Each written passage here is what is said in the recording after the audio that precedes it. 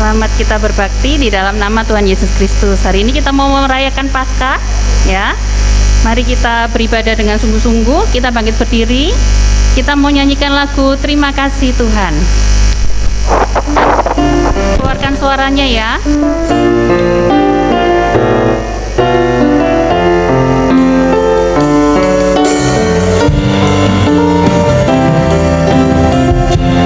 Terima kasih Tuhan.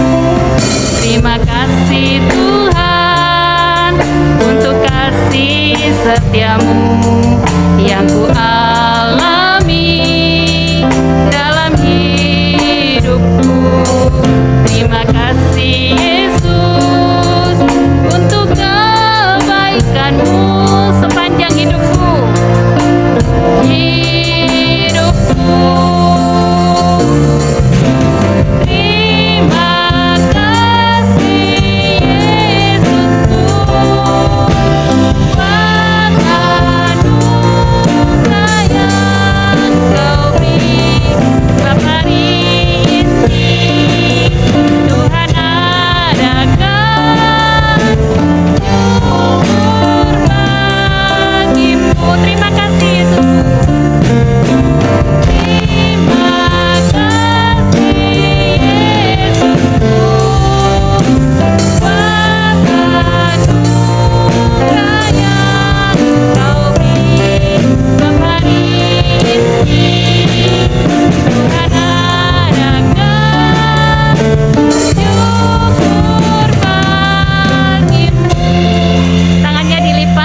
Ditutup, tundukkan kepala.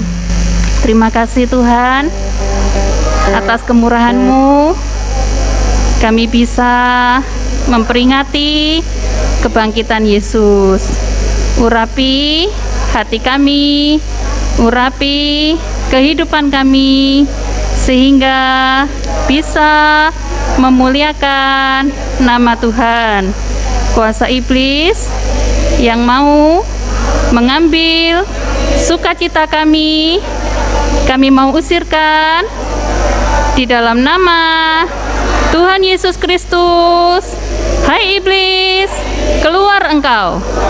Darah Yesus yang berkuasa. Teman-teman kami yang sedang dalam perjalanan, Tuhan percepat langkah mereka. Yang sudah undur, Tuhan tarik kembali.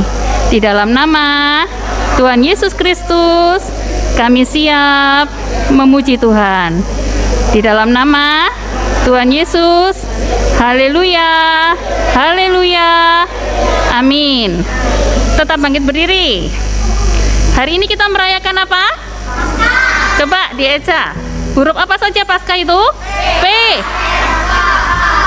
Oh ya, jadi dibaca apa? Apa itu hari Paskah? Hari apa? Kebangkitan Tuhan Yesus ya. Ayo sekarang kita mau nyanyi lagu KASIH. Keluarkan suaranya ya. Yang keras. Tepuk tangan dulu.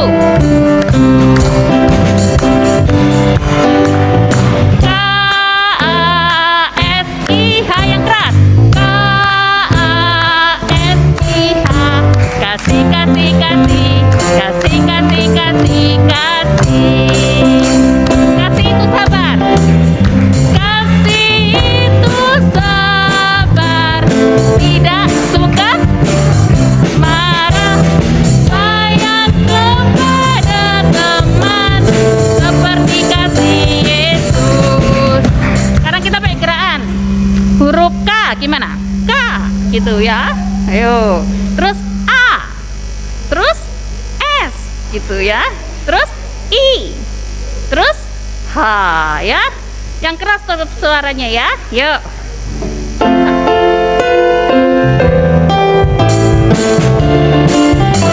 kita mulai ya.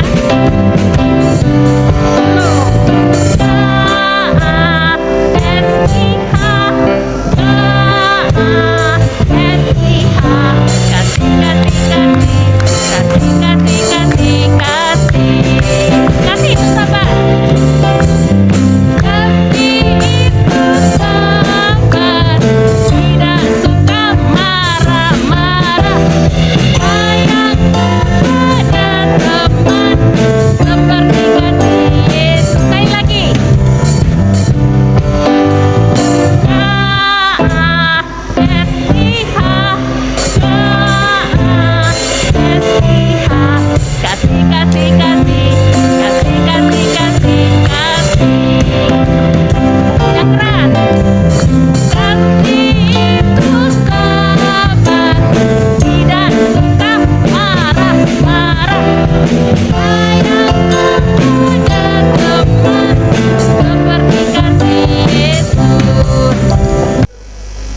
kita bangkit berdiri. Kita mau menyambut firman Tuhan, firman untuk hari Paskah ya. Kita mau nyanyi lagu Haleluya 12 kali. Keluarkan suaranya, buka mulutnya yang sungguh-sungguh ya.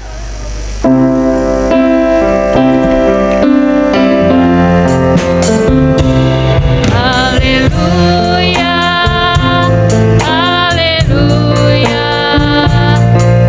haleluya, haleluya, haleluya, haleluya,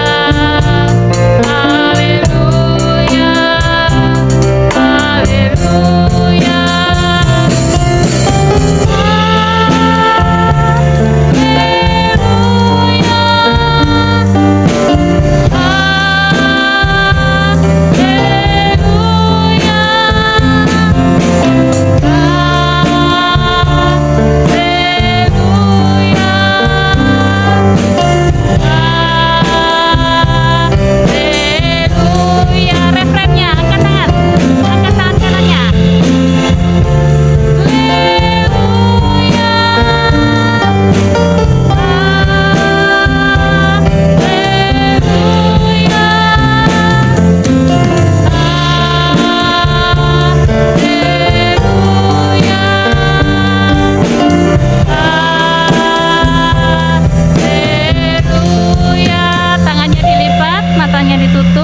kepala.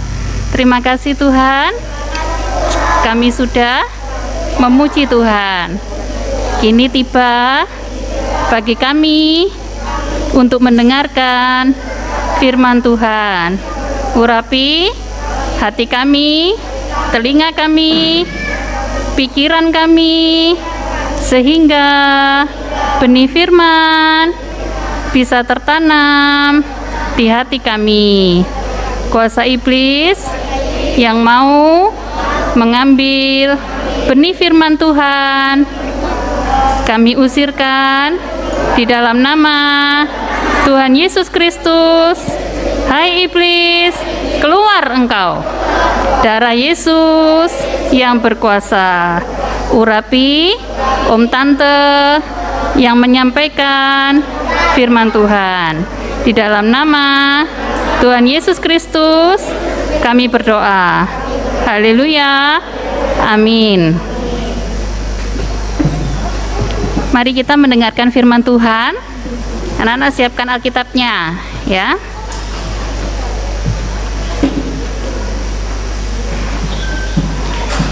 Jangan dibuka dulu. Nanti kalau tante sebutkan ayatnya baru anak-anak buka Alkitabnya ya.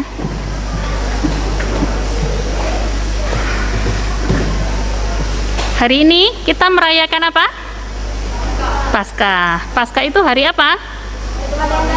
Hari kebangkitan Tuhan Yesus. Hari ini tante mau bercerita tentang KASIH. Apa itu? Kasih ya, kasih. Nah, tapi sebelum Yesus bangkit ya, hari ini kan kita merayakan kebangkitan Yesus ya. Sebelum Yesus bangkit, apa? Yesus harus mati dulu di kayu salib ya, yang kita peringati hari Jumat Agung kemarin ya. Nah, kemudian hari keberapa Yesus bangkit? Hari ketiga, hari Jumat, Sabtu, Minggu. Jadi hari ini kita merayakan kebangkitan Tuhan Yesus. Nah, dari kematian Tuhan sampai kebangkitan Tuhan, itu Tuhan mau membuktikan bahwa Tuhan itu mengasihi kita 100% ya. Tuhan mengasihi kita 100%. Jadi kalau diumpamakan seperti baterai, coba gambarnya Om. Nah, kalau dilihat dari gambarnya, misalnya kasih Tuhan itu diumpamakan seperti baterai ya, baterai handphone atau baterai apapun.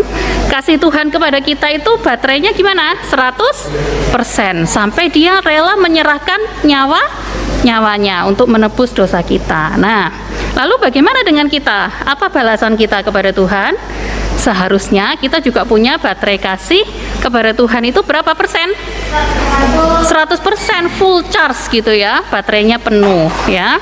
Tapi sayangnya anak-anak, sayangnya pada kenyataannya kita ini manusia, tante sama anak-anak itu baterai kasihnya berapa? Kira-kira berapa baterai kasih kita kepada Tuhan? Nah, sebenarnya ya, bukan seharusnya ya. Sebenarnya baterai kasih kita itu 0%. Nah, itu seperti itu baterainya ya. Berarti gimana? Kita tidak punya kasih, sedikit pun tidak punya, 1% pun tidak punya ya. Nah, kita buka ayatnya ya di Matius 24 ayat 12. Anak-anak buka Matius 24 ayat 12. Tante bacakan buat anak-anak ya. Itu perhatikan di layar. Dan karena makin bertambahnya kedurhakaan, perhatikan di layar saja. Dan karena makin bertambahnya kedurhakaan. Kedurhakaan itu apa? Ketidaktaatan. Jadi durhaka itu artinya apa? Tidak taat. Perhatikan ke sini ya, perhatikan tante ya. Kedurhakaan itu artinya ketidaktaatan. Jadi ketidaktaatan itu bukan semakin menurun, tetapi dia semakin naik, semakin bertambah. Nah, karena ketidaktaatan itu semakin bertambah, maka kelanjutannya lihat di layar, maka kasih kebanyakan orang akan menjadi dingin. Karena ketidaktaatan bertambah, kasihnya manusia itu menjadi bertambah dingin, turun. Bahkan sampai baterainya 0% tadi, tidak punya kasih ya, tidak punya kasih. Nah, bahkan tante lebih suka istilah di terjemahan lama ya. Di ayat Matius 24 ayat 12 di terjemahan lama itu dan sebab makin bertambah dosa ya, maka kasih orang banyak apa? Tawarlah, lihat di layar, tawarlah kelak. Nah, tawar ya, kasihnya itu tawar. Tawar itu artinya apa? Ya tanpa kasih. Kasihnya 0%. Kalau baterai itu, kalau handphone itu nggak bisa nyala sama sekali ya, nggak ada dayanya. Nah, 0%. Nah, seperti anak-anak kalau di restoran pesen es teh tawar. Nah, artinya apa kalau es teh tawar? Ya, es teh tanpa gula. Sedikit pun tidak pakai gula. Nah, begitu juga dengan kasih menjadi tawar. Jadi ya tanpa kasih, sedikit pun tidak punya kasih. Padahal tadi seharusnya kita harus punya baterai kasih berapa? 100% loh. Kita punyanya 0, tapi seharusnya harus 100. Lalu bagaimana? Nah, seperti handphone itu anak-anak ya, kalau anak-anak punya handphone baterainya 0, harus di apa? Di charge ya, di charge. Begitu juga dengan kasih kita itu. Kasih kita harus di charge ya, ditingkatkan. Tapi seperti baterai handphone, kalau 0% kemudian dicolokkan ke charger, nggak langsung tung 100% gitu ya. Ya, meningkatnya sedikit demi sedikit, 1%, 2%, 10% sampai 100%. Begitu juga dengan kasih kita kepada Tuhan. Baterai kita tadi sebenarnya 0, harus mencapai 100, ya harus ditingkatkan sedikit demi sedikit ya. Caranya bagaimana? Ada 4 tingkatan kasih kita kepada Tuhan. Jadi kasih kita kepada Tuhan itu ada 4 tingkat, 4 tangga gitu ya. Kalau diumpamakan tangga, ada 4 anak tangga ya. Yang pertama, kasih anak kepada Bapak. Jadi kita, tante sekalipun sudah besar begini tetap anak ya. Kita sebagai anaknya, kemudian Bapak itu sebagai Tuhan Yesus sebagai bapaknya ya. Kasih anak kepada Bapak. Ternyata anak-anak tidak sembarang orang bisa menyebut Yesus itu sebagai bapaknya. Dan tidak sembarang orang bisa menjadi anak Tuhan, ada syaratnya. Oh, jadi nggak sembarang kita ngomong Yesus itu bapakku, aku ini anak Tuhan, tidak sembarangan. Seperti anak-anak itu, kalau menyebut papa kan nggak semua orang bisa disebut papa ya. Papanya kita cuma satu, nggak bisa menyebut om-om yang lain tuh papa. Nanti omnya kaget loh, kenapa kok dia panggil saya papa gitu ya. Nah, jadi nggak sembarang orang bisa kita sebut Bapa ya. Nah, syaratnya apa? Di Roma 8 ayat 15. Perhatikan layar saja. Tante bacakan untuk anak-anak ya. Sebab kamu tidak menerima roh perbudakan. Apa? Anak-anak tahu roh perbudakan itu apa? Diperbudak, dijajah ya. Dijajah tahu? Dibuat kerja paksa gitu ya. Maksudnya dipaksa gitu ya. Diperbudak itu dijajah atau dipaksa. Nah, roh perbudakan. Diperbudak apa kita? Diperbudak oleh dosa. Yang memperbudak kita adalah dosa. Nah, dosa itu bagaimana? Membuat kamu menjadi takut lagi ya. Roh perbudakan dosa itu membuat kita takut. Contohnya anak dosa mencontek ya, dosa mencontek. Kalau nanti aku ndak nyontek gitu ya, kalau nanti aku nggak nyontek, nanti aku takut loh. Takut apa? Takutnya nilainya jelek.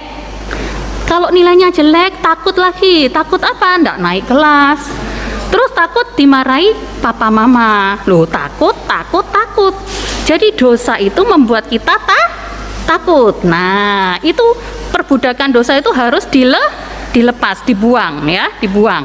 Kemudian kalau dosa itu sudah dibuang, lanjutkan, lihat ke layar. Tetapi kamu telah menerima roh. R-nya huruf apa itu? Huruf besar. Artinya itu roh Tuhan. Kalau tadi yang di atas, yaitu roh perbudakan, R-nya apa? Kecil. Nah, artinya itu roh selain daripada Tuhan. Roh setan, makanya dibuat huruf kecil. Nah, kalau yang ini roh kudus, roh dari itu Tuhan. Nah, baru setelah kita membuang dosa, lepas dari perbudakan dosa, kita menerima roh kudus, roh Tuhan yang menjadikan apa? Kamu anak Allah. Lah, baru kita bisa menyebut diri kita ini anak Allah, ya toh? Nah, setelah kita bisa menjadi anak Allah, baru apalagi oleh roh itu, R-nya huruf besar ya, roh kudus, oleh roh itu kita berseru ya Aba, ya Bapa. Baru kita bisa memanggil Yesus itu sebagai apa? Bapa. Anak-anak paham ya? Jadi nggak sembarangan kita bisa menyebut Yesus sebagai Bapa, dan nggak sembarang orang bisa menjadi anak Allah. Harus lepas dari perbudakan dosa ya. Nah, itu hubungan kasih anak kepada Bapa harus hidup benar. Hidup benar itu prakteknya ya. Tapi kalau baru menjadi anak kepada hubungan kasih anak kepada Bapa, baterainya baru kecas berapa itu? 25%. Sedikit ya, masih jauh menuju ke 100%. Mengapa demikian? Karena harus waspada. Waspadanya apa? Masih ada yang namanya anak terhilang. Tadi kan kasih anak kepada Bapa, lo ada anak yang hilang lo. Kita baca ya di Lukas 15 ayat 11 sampai 13. Anak-anak perhatikan layarnya. Nah, ini perikopnya. Perumpamaan tentang anak yang hilang. Nah, ternyata masih belum cukup ya anak kepada Bapa. Yuk kita baca. Yesus, lihat layar saja. Yesus berkata lagi, ada seorang mempunyai 2 anak laki-laki.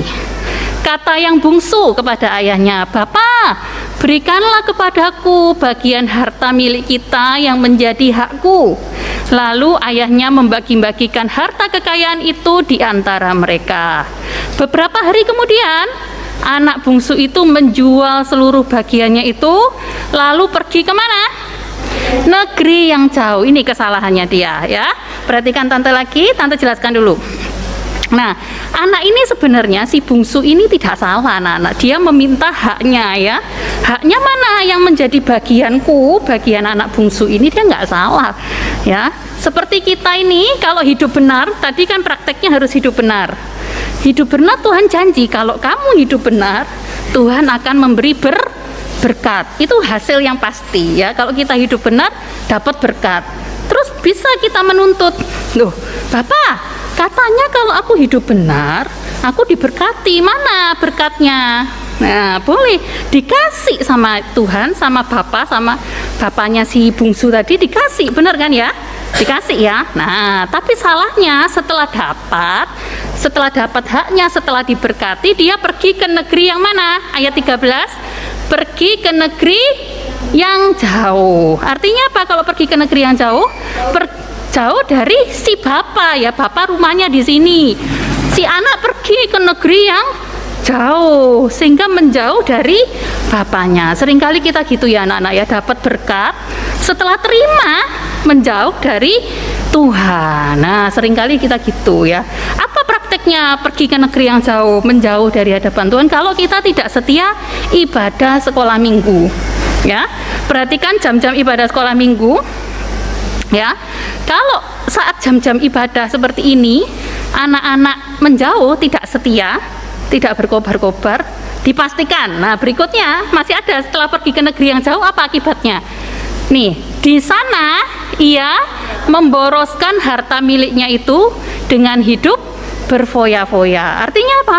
Setelah menjauh dari Tuhan, setelah tidak setia ibadah, nah, anak-anak bisa jatuh dalam dosa, ya, itu memboroskan, boros dan berfoya-foya, bisa jatuh dalam dosa. Hati-hati ya, jam-jam ibadah ini harus diperhatikan sungguh-sungguh, karena kalau kita tidak setia, dipastikan cepat atau lambat akan jatuh dalam dosa. Anak-anak waspada, tapi tante juga sebagai orang tua harus lebih ekstra waspada. Kenapa demikian? Karena anak-anak sekolah minggu ini ya kan masih kecil-kecil, nggak bisa kan pergi sendiri ya ke sekolah minggu ya, masih diantar papa mama kan ya. Ya, nah awasan juga buat tante sebagai orang tua ya, untuk semangat mengantar anak-anak sekolah minggu. Jangan sampai papa mama ini, orang tua tante ini tidak semangat mengantar anak-anak. Nah, dipastikan nanti tante cepat atau lambat akan jatuh juga dalam dosa. Lalu bagaimana tante kalau papa mama saya kurang bersemangat? Anak-anak yang beri semangat. Papa mama, ini hari Minggu, waktunya aku sekolah minggu, tolong saya diantar. Karena anak-anak jelaskan, mengapa kok kamu kok pengen sekali ke sekolah minggu? Kenapa? Karena kalau saya tidak setia, cepat atau lambat saya jatuh dalam dosa. Saya nggak mau gitu ya. Kalau memberi semangat papa mamanya ya, jamnya sudah menunjukkan jam 8. Ayo cepat bersiap-siap ya. Karena ibadahnya jam berapa? 9.15 ya. Nah, jadi jangan berlambat-lambat juga. Usahakan datang tepat waktu, karena Tuhan tuh mau kasih berkat kita dari awal ibadah sampai akhir ya. Perhatikan ya jam-jam ibadah ya. Kita hidup benar ya, sehingga kita bisa mempunyai kasih anak kepada Bapa. Tapi baterainya baru keisi berapa? 25%. Harus ditingkatkan lagi ya.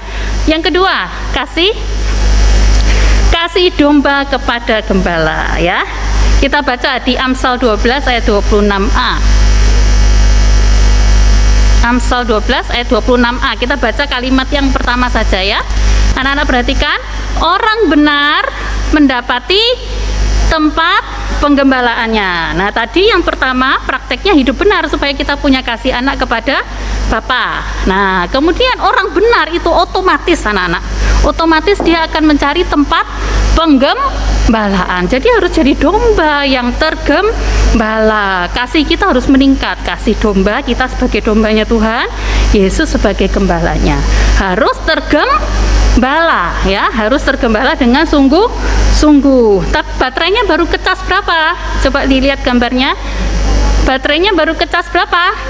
50 ya, masih setengahnya. Tujuan kita kan tadi berapa? 100%. Nah, sekarang masih 50%. Kenapa demikian? Kenapa kok masih 50? Kok enggak langsung 100, Tante? Nah, karena waspada, ada domba yang hilang ya, masih ada yang hilang. Kita baca ya, Lukas 15. Tante tunjukkan saja perikopnya, nanti di rumah anak-anak baca ayat 1 sampai 7 ya. Lukas 15, perikopnya apa? Perumpamaan tentang domba yang hilang. Loh, ternyata masih ada yang hilang. Tadi anak hilang, sekarang domba hilang ya. Domba hilang ini ceritanya gini. Jadi si gembala itu ada berapa orang? Hanya satu ya, hanya satu orang gembala. Seorang gembala ini punya 100 ekor domba, anak-anak. Nah, banyak ya, 100 ekor domba. Yang ada satu domba nakal, dia hilang. Nah, keuntungan kita tergembala adalah ketika satu saja yang hilang, satu saja domba yang tersesat, dia akan tinggalkan yang 99 domba ini di kandang. Kamu ya, yang 99 tetap di dalam kandang. Saya, gembala, mau cari satu yang hilang. Nah, itu keuntungan tergembala. Kalau kita terhilang, tersesat, ya jatuh dalam dosa, gembalanya cari, loh, anak ini kok enggak datang, yang ini kok enggak datang. Nah, gitu pasti dicari. Oleh karena itu harus tergembala. Nah, baterainya baru kecas berapa? 50%. Harus ditingkatkan lagi ke yang ketiga. Kasih apa? Murid kepada guru. Nah, ini meningkat lagi ya. Kenapa? Kalau anak-anak dengar kata murid dan guru, itu biasanya anak-anak dapat di mana? Di sekolah ya. Di sekolah yang jasmani yang anak-anak pergi setiap hari Senin sampai Jumat, juga ada di sekolah minggu. Anak-anak sebagai murid, tante, guru-gurunya anak-anak di sekolah, dan di sekolah minggu itu jadi gurunya. Tapi kali ini dalam kasus ini ya, dalam cerita ini tante pun sebagai guru sekolah minggu tetap jadi murid. Yang jadi gurunya siapa? Yesus ya, Yesus. Oke, Tuhan. Nah, tapi sayangnya murid itu gimana? Ada yang terhilang. Nah, murid dengan guru, biasanya anak-anak di sekolah ya, murid gurunya kasih apa ke muridnya? Pelajaran ya, pelajaran di sekolah yang jasmani anak-anak dapat untuk mengasah apa? Otak ya, supaya jadi apa? Pandai itu otaknya, tapi pintar ya. Tapi di sekolah minggu, di dalam penggembalaan ya, murid ini mendapat namanya pengajaran, firman pengajaran yang benar ya. Itu mengasah apa? Mengasah otak? Bukan, yang diasah apanya? Hati ya. Jadi kalau anak-anak di sekolah jasmani yang diasah otaknya, kalau kita tergembala yang diasah hatinya. Hatinya harus tulus, harus punya hati yang tulus, hati nurani yang baik. Supaya apa? Supaya tidak ada murid yang terhilang ya. Ada lagi yang hilang. Tadi anak hilang, terus domba hilang, sekarang muridnya hilang. Siapa murid yang terhilang? Yudas Iskariot ya. Yuk kita baca di Matius 26 ayat 14 sampai 16. Nah, ini perhatikan ya. Kemudian pergilah seorang dari ke-12 murid itu yang bernama Yudas Iskariot. Nah, sampai di sini dulu. Nah, pergi, si Yudas ini pergi. Kalau pergi artinya apa?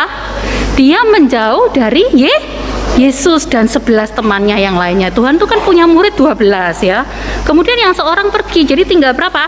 11. Yesus dan 11 murid lainnya ini ditinggalkan oleh Yudasnya pergi kemana dia? Kepada imam-imam kepala. Sampai di sini dulu. Perginya kemana? Ke imam-imam kepala. Artinya apa? Ke pengajaran yang salah, yang tidak benar ya. Suara asing. Harusnya kalau jadi domba, tadi kan tergembala, harus tergembala ya, dengarnya suaranya siapa? Suara gembalanya. Begitu juga dengan murid, yang harus didengar harusnya suaranya siapa? Gurunya. Kita harus mendengar firman pengajaran yang benar. Apa sih firman pengajaran yang benar itu? Firman yang ada dalam Alkitab. Nah, anak-anak bisa menilai sendiri pasti ya. Pasti bisa menilai sendiri. Aku ini sekolah minggu di WR Supratman ini benar atau enggak? Loh, kalau mau tahu benar atau enggak ya anak-anak datang, rajin dengarkan, terus cocokkan di Alkitab, bawa Alkitab kalau ke sekolah minggu ya. Nah, cocokkan di Alkitab, ayatnya ada enggak di Alkitab? Oh, ada. Ayatnya lagi ada enggak di Alkitab? Oh, ada. Berarti benar. Nanti kalau enggak benar, anak-anak bisa tahu, loh, kok enggak ada di Alkitab. Nah, gitu. Ya, supaya tidak jadi seperti Yudas tadi, dia pergi ke imam kepala, ke suara asing, ke pengajaran yang salah. Ternyata tergembala pun tidak boleh sembarangan. Pokoknya asal aku ibadah, pokoknya asal sekolah minggu. Oh, enggak bisa. Harus tergembala dalam firman pengajaran yang benar. Nah, itu baterainya baru keisi berapa? Coba perhatikan gambarnya. Baterainya baru terisi 75% anak-anak. Ternyata kita tergembala dalam firman pengajaran yang benar tuh baterai kasih kita baru 75, belum full charge, belum 100%.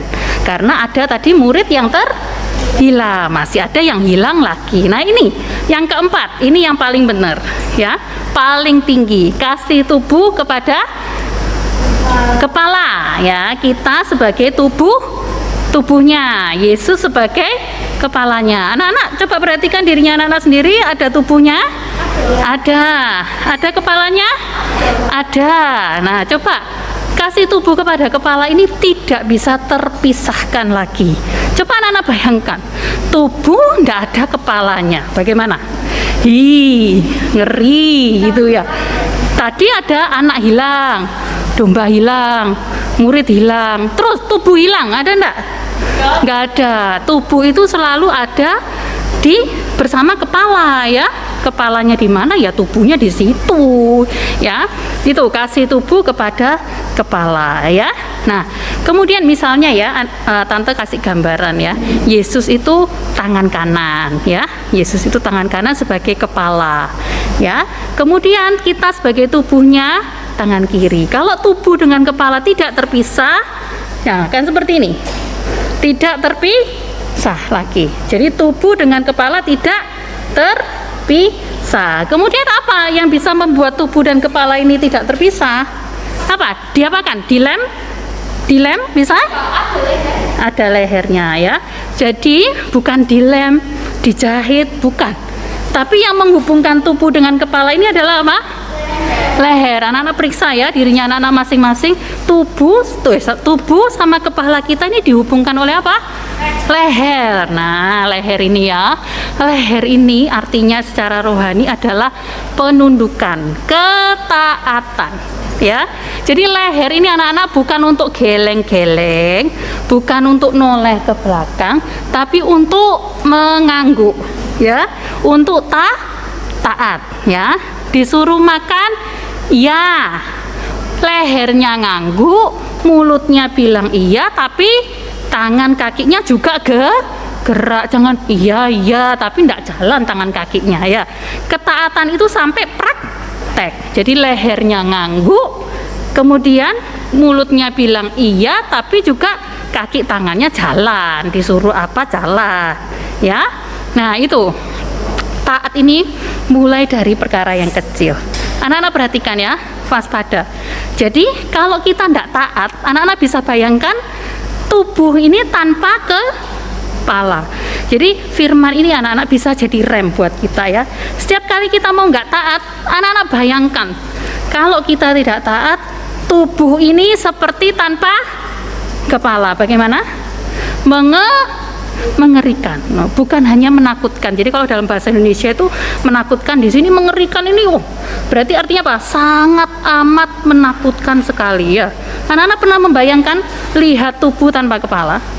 Nah, firman ini ya anak-anak bisa jadi rem buat tante, terutama juga buat anak-anak. Setiap kali kita tidak taat, enggak mau aku kalau nanti jadi seperti tubuh tanpa kepala. Setiap kali mau tidak taat direm ya. Bisa? Jadi bayangkan ketika disuruh mamanya mandi terus mau tidak taat, loh nanti tubuhku tanpa kepala gitu ya. Bisa? Ya, coba berusaha ya, karena ketaatan ini adalah syarat mutlak. Nanti syarat mutlak untuk apa tante jelaskan. Nah, jadi kalau kita taat, hari ini taat, besok taat dalam perkara yang kecil, taat dalam perkara yang besar. Leher ini juga berarti doa penyembahan.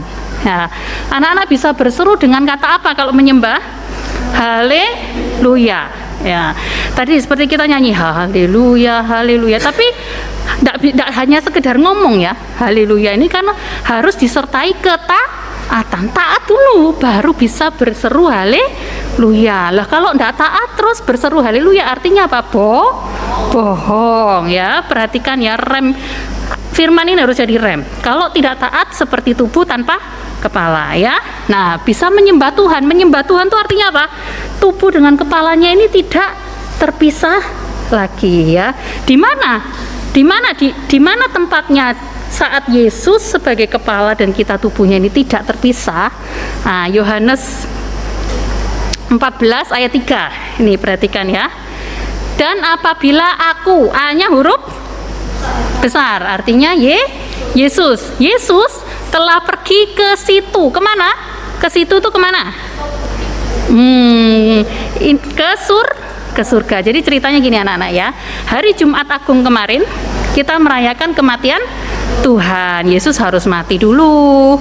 Kemudian 3 hari Jumat, Sabtu, Minggu Yesus bangkit. Setelah bangkit Yesus itu akan pergi ke naik dia ke surga. Nanti yang kita peringati tanggal 18 Mei bulan depan itu kita memperingati kenaikan Tuhan. Tuhan akan naik, Yesus akan pergi ke situ, ke surga. Dan telah apain dia di surga? Pergi ke surga, dan telah menyediakan tempat bagimu. Munya ini siapa? Tante, anak-anak. Jadi Tuhan naik ke surga untuk menyediakan tempat di surga. Nanti dikasih nama, ada namanya Revino, Sonya, Noah, Levino, Lyle, Sharon. Nah, setelah tempatnya jadi, ya, dikasih tempat nama-namanya, tempatnya jadi, Tuhan ngapain lagi? Aku akan datang kembali kemana? Ke dunia. Jadi setelah tempatnya jadi, kamarnya jadi, Tuhan itu akan turun ke dunia. Untuk apa? Membawa kamu ke tempatku. K-nya huruf besar. Ke tempatnya siapa? Yesus. Tempatnya Yesus di mana? Di Yerusalem baru, di surga. Jadi Tuhan turun lagi ke dunia kembali. Nanti Tuhan akan datang kembali tidak lama lagi untuk membawa kita semua, tante, anak-anak, kembali ke surga. Supaya ini tubuh dan kepala tidak bisa terpisahkan lagi nih tempatnya. Supaya di tempat di mana aku berada, A-nya huruf besar, berarti di tempat Yesus berada, kamu pun berada. Kamunya siapa? Tante dan anak-anak. Di mana Yesus berada, di situ kita berada. Ya, tidak terpisah lagi. Tempatnya di mana? Di surga. Nah, syaratnya apa kalau mau masuk surga? Leher itu tadi harus taat. Kalau tidak taat, baik dalam perkara kecil maupun perkara besar, dipastikan tidak dapat tempat di surga. Syarat mutlaknya itu harus taat supaya bisa masuk surga, supaya tubuh dan kepala ini tidak terpisah, ya, paham?